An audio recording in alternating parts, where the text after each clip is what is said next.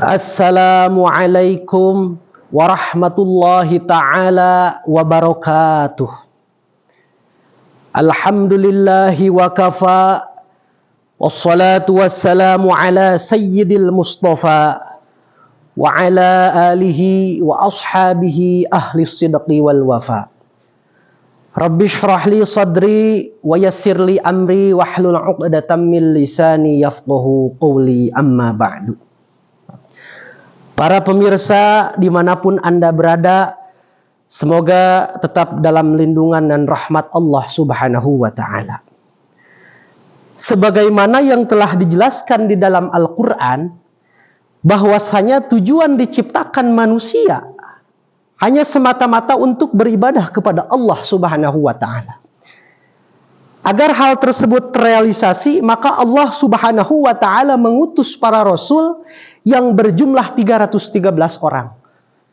Hal ini sebagaimana disebutkan di dalam kitab Fathul Mu'in karya Syekh Zainuddin bin Abdul Aziz Al-Malibari.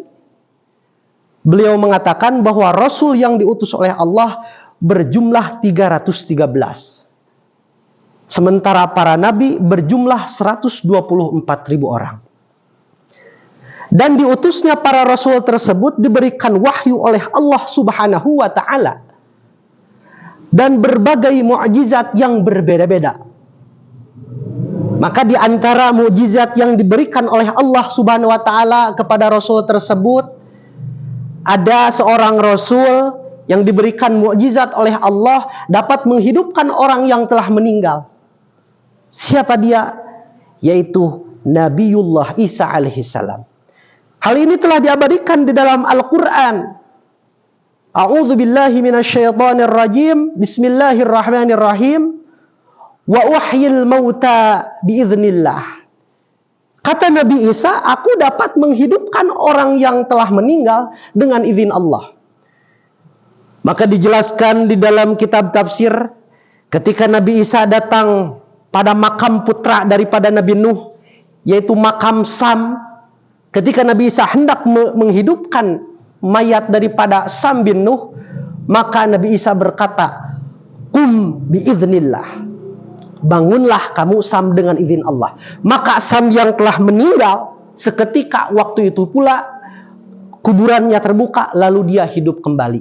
Ini merupakan bukti Allah Subhanahu wa ta'ala yang kalau kita analisa secara rasional, tidaklah mungkin orang yang telah mati itu dapat hidup kembali. Tapi dengan adanya mukjizat yang diberikan oleh Allah kepada Nabi Isa sebagai bukti akan kekuasaannya, orang tersebut dapat dihidupkan oleh Nabi Isa dengan adanya izin dari Allah Subhanahu wa ta'ala. Lalu yang kedua, ada seorang rasul yang diberikan mukjizat oleh Allah, yaitu bisa membelah laut dengan memukulkan tongkat. Secara rasional, mana mungkin laut bisa terbelah hanya dipukul dengan tongkat. Tapi dengan adanya izin Allah, laut tersebut menjadi terbelah. Maka ketika Nabi Musa memukulkan tongkat pada laut, terbelahlah laut tersebut. Dan Nabi Musa melewati laut tersebut seraya berdoa, Allahumma lakal hamdu wa ilaikal mushtaka wa antal musta'an wala haula wala quwwata illa billahil aliyyil azim. Ini merupakan bukti kekuasaan Allah kepada rasulnya yang taat kepadanya. Lalu yang ketiga, ada mukjizat yang diberikan oleh Allah Subhanahu wa ta'ala kepada nabi kita tercinta Sayyidul Anbiya wal Mursalin, yang menjadi pemimpinnya para nabi dan pemimpinnya para rasul, yaitu mukjizat yang diberikan kepada nabi tersebut sebagaimana disebutkan di dalam Al-Quran surah Al-Ankabut ayat 48 yang berbunyi, A'udzu billahi minasyaitonir rajim. Bismillahirrahmanirrahim. Wa ma kunta tatlu min qablihi min kitabin wa la takhutuhu biyaminika illa irtabal mubtilun. Yang artinya wa ma kunta tatlu min qablihi min kitabin. Kata Allah, dan tidaklah terbukti engkau wahai Muhammad membaca ayat-ayat berupa kitab-kitab sebelum adanya Al-Quran.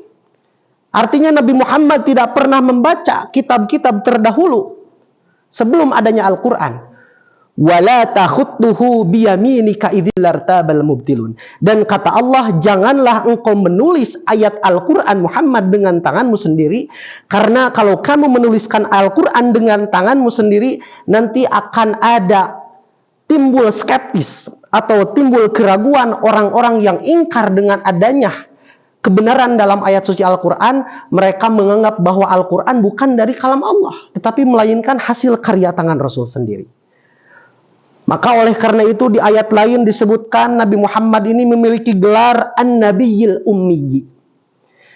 Kalau secara etimologi, Ummiyi itu bermakna buta huruf.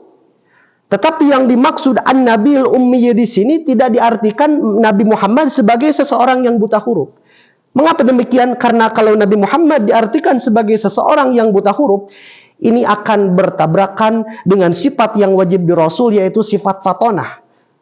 Salah satu sifat yang wajib di Rasul itu adalah sifat fatonah, artinya Rasul itu memiliki intelijensi, memiliki kecerdasan yang sangat luar biasa. Mana mungkin seseorang yang cerdas luar biasa tidak dapat melakukan baca tulis? Maka dalam memaknai An-Nabiyil Ummiyi, para ulama ahli tafsir menafsirkan An-Nabiyil Ummiyi dengan interpretasi yang sangat berbeda-beda.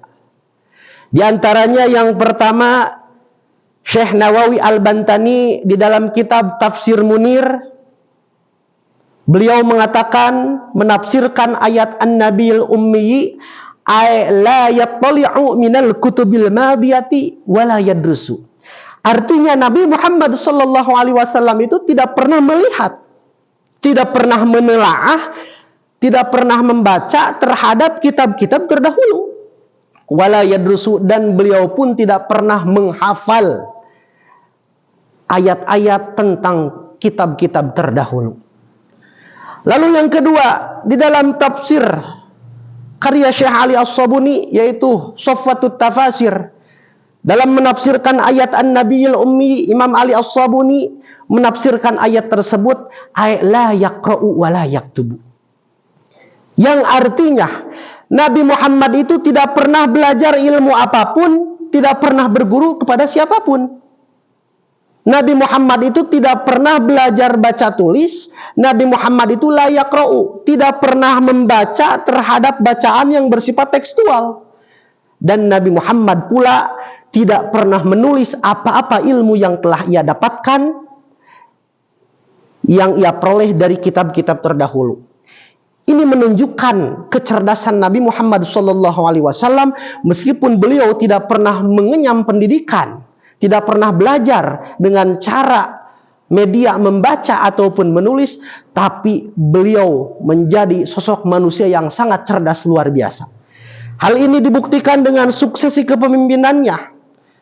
Beliau merupakan seorang the world revolution system, seseorang yang merubah tatanan kehidupan di dunia, yaitu dengan cara memberikan pendidikan kepada masyarakat yang semula mereka memiliki sifat-sifat jahiliyah, tapi dengan dididiknya mereka dengan iman, dengan Islam, dengan ihsan.